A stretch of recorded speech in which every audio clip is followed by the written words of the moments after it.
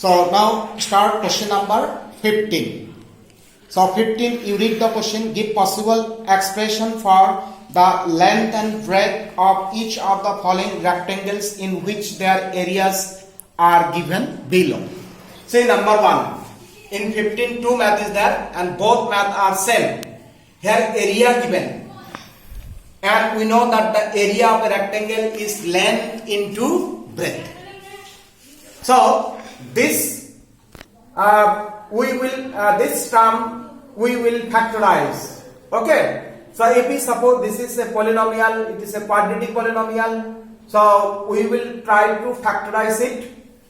Then we will get two linear factor, and of that two linear factor, one will be length and the another one will be the breadth. So we will factorize this polynomial.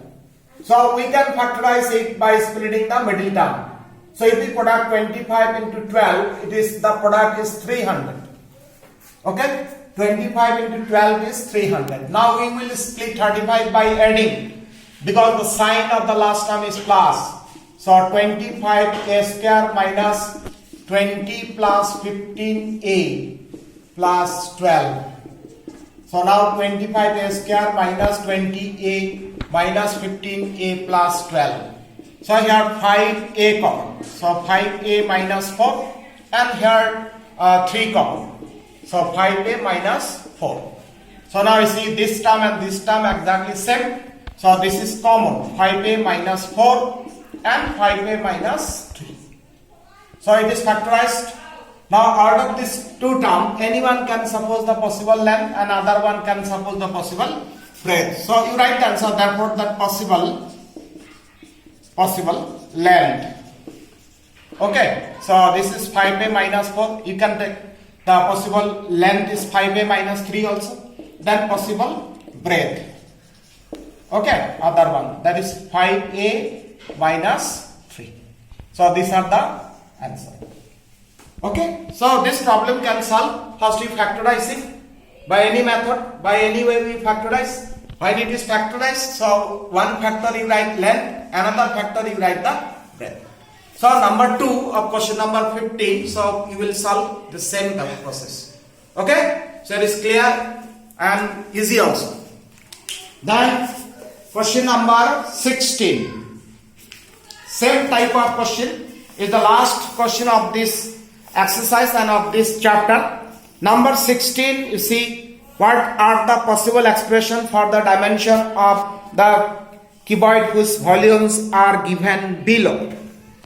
Given below. So here also two math, number 1 and number 2. So here I will show number 2.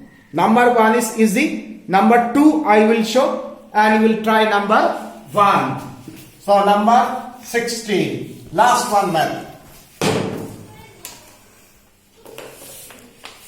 So number 16, number 2. Here given that given volume is equal to then 12k y square plus 8k y minus 20k. Okay, this is the term. But if you observe of this term, so one term is common, that is k. Okay, and also we can take 4, means 4k we can take common. First we take common 4k. So here 3y square plus 2y minus 5. Okay, so 4k is common. So here in bracket the term 3y square plus 2y and minus 5. Now this term we will factorize it. So 4k you write same. So we can factorize it by splitting the middle term. 3 into 5 is 15. We will split 2 by subtracting, because the sign of the last term is minus. So 3y square, and the term is 5 minus 3. 5 minus 3 is 2. And 5 into 3 is 15, because 3 into 5 is 50. So it is y minus 5. So therefore next line. So here 3y square plus 5y minus 3y minus 5. So 4k, so here y common, 3y plus 5, and here 1 common, minus 1 common, so 3y plus 5. Okay? So now 4k, here 3y plus 5 is common, so 3y plus 5 is common, and remaining terms y minus 1. So this term we have factorized. So if you see that factorization, there are the 3 terms, 4k, 1 term, 4, here 4 and k, both are constant. So 4 and k, separate terms you cannot. So 4k, 1 term. So 4k, then 3y plus 5 and y minus 1. Okay, and we know that the volume of a cuboid is length into breadth into height.